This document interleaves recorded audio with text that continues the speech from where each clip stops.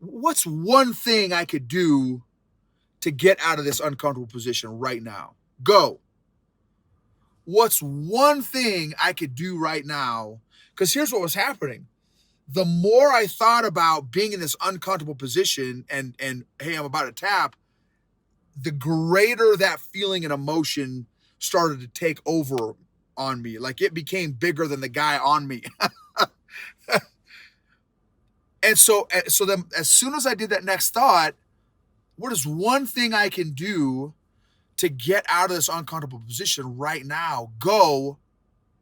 And I wiggled, I shrimped, we call it shrimp in jits.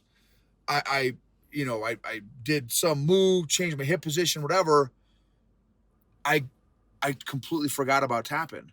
And I also got out of the uncomfortable position.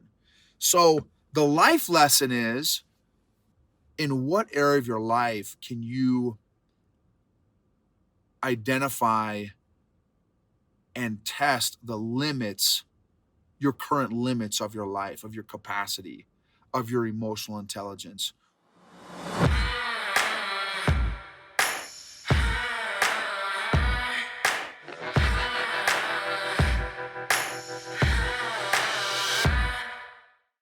Another life lesson from rolling from JITS is an EQ lesson in from JITS today.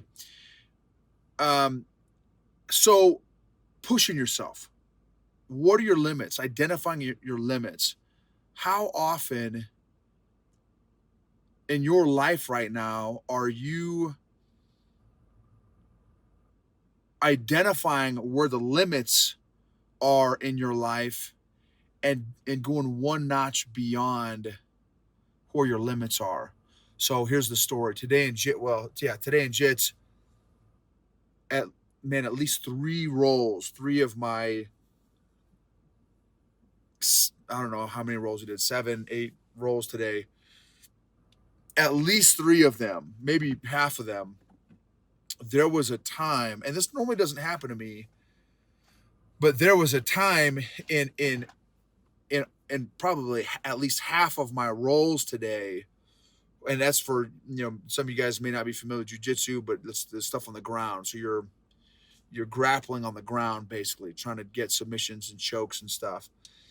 And there was a time in each of those roles when, and these are all with different guys, but 99% of them are more technical and more skilled than me at this point. And what was fascinating is, again, half the roles, there was a point in time where I literally, this is the question I said, man, or the comment I guess that I made was, man, like I, I'm about to tap. And normally that thought doesn't even come in my head, even in bad positions, even when they've got me in a choke or they're setting up their arm bar. Like I will always try to figure out a way to undo the puzzle and get out of it. Now I'm not going to be stupid either because I'm too old to play muscle games on dudes. So if they've got it, like I'll give it to them for sure. But half the rolls today, I got to a spot where it was like, man, I think I'm gonna tap, and it wasn't even for submission. It was because I had reached the limit of my oxygen, if you will, my cardio. It was just that, and just being in a very uncomfortable position, with them putting a lot of pressure on me. And I thought, man, and just the question kind of shocked me a little bit. Like, dang, I don't normally even have that thought. So that was a little bit shocking to me. But then my next thought was, this is what got me excited was, my next thought was, what's one thing I could do to get out of this uncomfortable position right now? Go. What's one thing I could do right now? Because here's what was happening. The more I thought about being in this uncomfortable position and hey, I'm about to tap, the greater that feeling and emotion started to take over on me. Like it became bigger than the guy on me. And so then as soon as I did that next thought, what is one thing I can do to get out of this uncomfortable position right now? Go. And I wiggled, I shrimp, we call it shrimp in jits. I did some move, changed my hip position, whatever. I I completely forgot about tapping. And I also got out of the uncomfortable position. So the life lesson is, and so after doing some reflecting, I'm like, man, it was uncomfortable, very uncomfortable being in those positions, but I reached the limit of my capacity and then went one more step. And I thought, man, it got me, I was stoked. It got me excited rather than caving into the negative emotion and pressure of tapping. I just asked, and not because I'm some super emotional, intelligent ninja guy. It was just for whatever reason. Thank God, I'm thankful that the that next thought was, what's one thing I could do? So all that to say, in what area of your life can you identify and test the limits, your current limits of your life, of your capacity, of your emotional intelligence? One friend of ours, we've known her for many years. Well, I mean, yeah, I'd say 10, 15 years. She is kind of going through kind of a little bit of a tough spot, and so on her own accord, she's like, man, I just signed up for a and her name is Kelly, super lady. I just signed up for a sprint, a tri sprint, right? So a triathlon sprint. So it's like a mini triathlon, basically, like half of a triathlon. So it's still not it's not easy. And she's like, and I don't even know how to swim. And I thought, man, you want to talk about testing the limits of your of who you are, of your not only your physical limits, but your mental and emotional limits as well, to sign up for a pretty rigorous physical event and mental and emotional event, and you don't even know how to do one of the events. That's an example of somebody who is pushing, testing the limits of her emotional intelligence and growing it.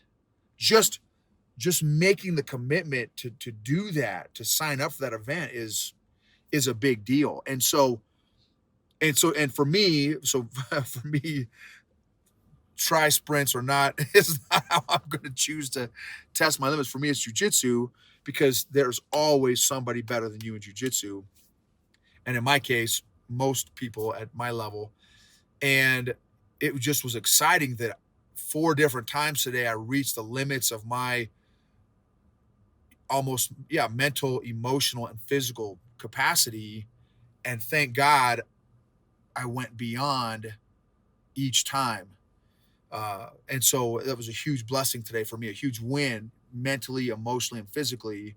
And so figure that out. Take what's one area, and I'd love if you could comment too. I'd love it if you would comment, and just what's one thing you could do. Maybe it's reading a book. Maybe it's reading a full chapter. Maybe it's reading 2 chapters. Maybe it's taking notes when you're reading the chapter. Maybe it's reflecting on the chapter that you read. Maybe it's going a walk in super cold weather, and you wouldn't normally do that. That's something that my dad and I would used to do.